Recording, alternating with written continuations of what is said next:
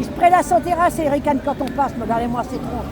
Et alors, avenue des Gobelins, tu prends un peu plus loin, là, juste avant d'arriver à l'angle du carrefour et tout, il y a un machin qui doit s'appeler La Manufacture. Une belle brasserie en angle, ils ont un petit ange, le petit ange tient une seringue, la seringue est remplie de cœurs, et les gouttes de sérum sont des cœurs. Ah oui. Ça date de 2021. Et tout le monde est là. Parce qu'ici, c'est des vaccinomaniaques. Là, c'est le 13e arrondissement. À côté, c'est la butte au Là, c'est la direction de la place d'Italie, voilà. La fameuse. Ils aiment bien nous finir à la place d'Italie quand ils cassent la gaz. Voilà, de toute façon, le 5e, ils sont loin déjà, avance parce que toi, t'es pas en trottinette. Le 13e, ce sont des vaccinomaniaques. Et en même temps, il y a énormément de gourous, champignons hallucinogènes, chamanisme, retraite de spiritualité à 1500 €. Enfin bon. Mais qu'est-ce que tu as contre le chamanisme? Pourtant, il y en a quand ils font du tambour, là. Mais attends, moi, j'ai rien contre le chamanisme. Mais pourquoi on nous l'imposerait, hein? Pourquoi on nous l'imposerait? Pourquoi on nous imposerait Big Pharma aussi à ce moment-là? Oui, non mais d'accord. C'est la liberté d'entreprendre. Mais... Regarde les scouts là. Scouts toujours, regarde-les. Les louveteaux. Oui, non mais enfin, en manif, c'est assourdissant. Tout ce qu'on risque de choper, c'est des acouphènes, que ce soit à cause du tambour de chaman ou du tambour de chameau. Et pendant ce temps, le pouvoir s'amuse et l'use. J'ai rien contre personne, mais moi, je porte plus la banderole. Je tire plus la carriole de ceux qui rigolent. Il faut choisir son camp. Et tu remarqueras que les rangs se ratatinent en ce moment, et c'est normal. C'est tout à fait normal. Hein, parce qu'on nous demande de descendre dans la rue pour des trucs invraisemblables. Pour l'hôpital maladie nosocomiale, paye à rien faire si nous envoyons au cimetière et vaccinomaniaques. Et à propos, les infirmières, elles ne sont pas solidaires. Tu te souviens de la manif des pompiers qui était partie de République? Ouais. On était ensemble, pompiers et infirmiers. Les demoiselles infirmières ont pris une autre avenue entre elles et elles ont laissé la manif de pompiers partir devant. Ah ben, si tu veux faire bande à part, fais bande à part, pour espèce d'andouille, et puis c'est tout. Alors je vois pas pourquoi on serait solidaire de gens qui ne sont pas solidaires de nous. Hein. Ouais, c'est ça. Non mais enfin, attends, et les appartements palais du personnel hospitalier, tu sais ce qu'ils faisaient? Depuis leurs appartements palais, le personnel hospitalier désœuvrait. C'est le gros personnel, hein, les directeurs, les directrices. Attends. Et les petits, ils sont pas meilleurs. Ils dénonçaient les terriers rongés d'humidité, le ski sortait. Ils nous balançaient le ski sortait. Non mais le petit personnel hospitalier, il est vérolé. Hein.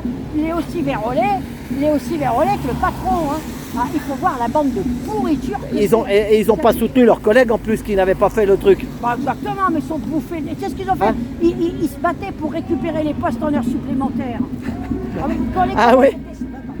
Les collègues étaient suspendus, ils se battaient pour quand ils étaient suspendus, ils se battaient pour récupérer les heures supplémentaires pour gagner plus. Voilà. Parce qu'ils ont la maison à payer ou quelque chose, les vacances. Et puis ils veulent surtout parader dans les bistrots. Ah, salut les jeunes! Tu les connais? Je les connais, ils sont super sympas. Elle fait mémoire sur le pas de la décharge. Ah, c'est ton quartier le 5e, hein? Alors, qu'est-ce que je veux dire? Oui, alors, je connais même un syndicaliste CGT, ville de Paris, qui a été suspendu. Et il a eu le plaisir de voir les collègues qu'il avait défendus se démener pour récupérer son poste en heure sup. Ah ouais. Bon, là, elle a été réintégrée et il continue à être syndicaliste CGT et à défendre les collègues qui l'ont planté. J'aime autant dire que moi, je l'engueule. Hein. Ouh! Tiens, on va passer devant le garage de la Poulaille. J'ai dit qu'il y a le garage de la Poulaille. Ah oui, là-haut, au boulevard de l'hôpital. Non, nous on va prendre à gauche. Non, mais on le voit de là. Ah ouais. Il est juste derrière l'hôpital des gardiens de la paix. Ah ouais. Lequel hôpital des gardiens de la paix est en face de la clinique du sport. Ah mais je connais bien ma géographie. La clinique du sport, c'est fréquenté par tout le gratin. C'était à Porte de Choisy. Non, elle est là, il y en a une là. Ah oui, il y en a une là aussi. Le sport, c'est très dangereux. C'est pour ça qu'il y a médecine du sport et clinique du sport. Ça je le dis parce que nique les Jeux Olympiques. Les JO, allô. C'est ça qu'il y en a. Moi, c'est ce que je dis à mon fils. Il rentre dans la musculation et tout ça, et ça devient une... Eh ben, le fameux Coubertin, là, le baron de Coubertin, qui était le promoteur du renouveau des Jeux Olympiques. Il était affreux, c'était un raciste et tout. Ah oui. Il était pote avec l'Adolphe. L'Adolphe avait proposé que Coubertin soit... L'Adolphe quel Hitler. Ah oui. Évidemment, Adolf Hitler. Oui, c'est vrai, parce qu'il y a aussi Adolf Hitler. Non, mais il était très apprécié d'Adolf Hitler, qui avait proposé que le soit décerné Adolf Hitler avait proposé que le prix Nobel soit décerné à Coubertin en 1933. Ah ouais. Ah bon, alors, l'Académie du prix Nobel, elle est réac, mais il y avait quand même des limites. Il était misogyne, raciste, ça fait tout pour plaire. Alors ça, les jeunes ont raison de le déboulonner, le Coubertin. De toute façon, les Jeux Olympiques, c'est devenu maintenant du gros business, de l'enfumage.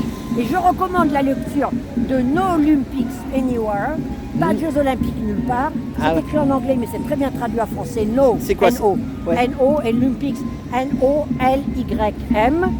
P-I-C-S, No Olympics Anywhere, pas de Jeux Olympiques nulle part, c'est abominable. Ah ouais. Et c'est quoi, c'est un Américain, un Anglais qui a fait ça? Non, c'est plusieurs villes qui s'associent, des villes qui ont enduré les Jeux Olympiques et qui mettent en garde, qui racontent comment il y a eu bétonnage, spéculation, flicage, et alors surtout police privée. Parce qu'encore, bon, la police d'État, elle vaut ce qu'elle vaut, mais l'État c'est toi, l'État c'est moi, on peut faire quelque chose. La police privée, on peut rien faire. C'est ça. Bien d'accord.